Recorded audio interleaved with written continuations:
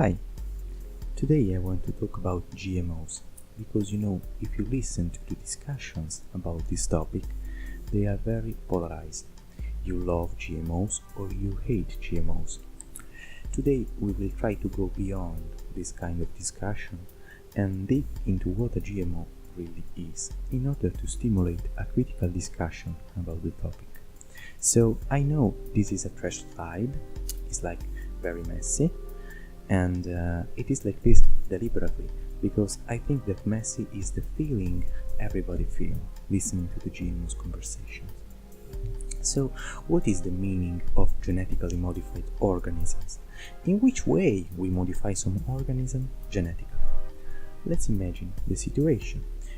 Genetics, it's about genes, about chunks of DNA. The modification is you take a chunk of DNA from an organism and you cut it and you paste it inside another organism. That's it. The mechanisms are of course more complicated, like you have to know how to cut the DNA and how to paste it. But it's another story that we could tell in another video if you want, but for now let's ignore all the mechanisms and let's just focus on the concept. You are taking a piece of DNA from an organism, so a chunk of DNA that may code for RNA and proteins, and you are pasting it inside the DNA molecule of another organism. Now this organism has the information. It has no strict limit. There are of course some problems sometimes with some particular chunks, but in a general way you can take every chunk of DNA you want from every organism you want, and you could potentially paste it into your basil plant or you name it DNA. But why? Why do we would do something like that? Maybe because we want an organism to produce some protein that it normally doesn't produce, like the rice. The rice usually did not produce the protein that makes vitamin A. Okay, so the rice cells are poor in vitamin A because they lack the proteins that makes it. If your nutrition is predominantly based on rice, you will have some vitamin A problem, some deficiency. Let's think about it. What if we take a chunk of DNA that makes the protein that makes the vitamin A from, I don't know, a yellow pepper, and fun fact, the yellow of this kind of pepper is almost all due to the vitamin A or some precursors of vitamin A. We take the chunk of DNA from this pepper, so we have taken the information needed in order to make vitamin A from the pepper, and we paste it inside a rice genome, a rice plant, inside the DNA of a rice plant. Now we let the plant grow, and its cells will have the information in the DNA to make the proteins that makes vitamin A. So in our rice plant we will find some molecule of vitamin A. This is what we get. It's called golden rice, and the yellow again is from vitamin A. Okay, and it is a beautiful and elegant experiment that shows the power of genetic modifications, because now you can have a rice-based nutrition and you will not risk a vitamin A deficiency.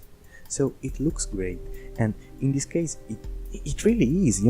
We are talking about helping the nutritional conditions of the developing countries, so I think nobody could have something to say about it. It's good. This kind of approach, of course, is functional for a lot of different situations. You can enhance the nutritional value of some cereals, making them to produce some essential amino acids or making them more productive, salt resistant, you name it. It's all about your creativity. So on and so forth, okay? I repeat, it looks great and it really is. But are there some defects? Yes, of course. So the potential of the GMOs technology, I think, is clear. Let's talk about some flaw. First, the mechanism of genetic modification. We said we will not dig into the molecular details, but it is worth to say that in order to make this kind of procedures, you will need to make an intermediate step between the organism in which you cut the DNA and the organism in which you paste it. In this intermediate step, you put your chunk of DNA inside a bacteria, inside a circular form of DNA inside the bacteria called plasmid. Something that is represented like this. It's not very important, but important to notice instead is this red square. Okay, it's called selective marker. It's a chunk of DNA in the plasmid needed in order to make the procedure, and it's almost always a chunk of DNA for antibiotic resistance. And it is inside a bacteria. So the first fault in the system is that in order to make your genetic engineering, you have to put some antibiotic resistance chunk of DNA around.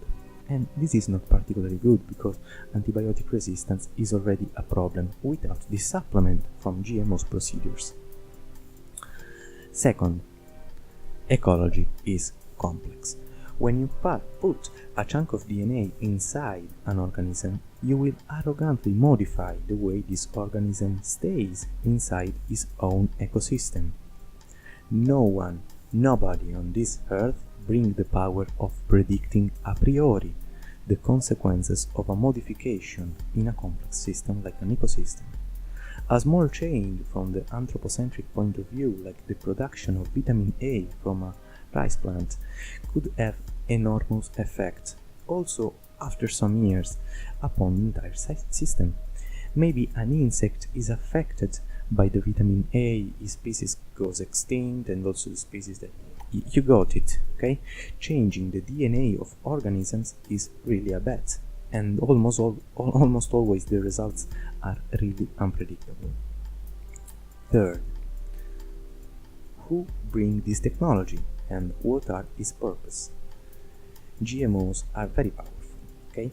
We have looked at it. And today, almost all the food biotechnology is controlled by just a few big companies. And when a powerful technology is controlled by few people, who knows, a lot depends on them. So these are just some pros and defects of GMOs. Obviously, the list could go on, and a lot of things could be said around this topic. Let me know if you want to talk again about something related to GMOs. Maybe we could dig deeper into this kind of topic. But for today, I think that's it. Okay, let me know, as always, what do you think about the topic we have talked about. And thanks for watching. See you later.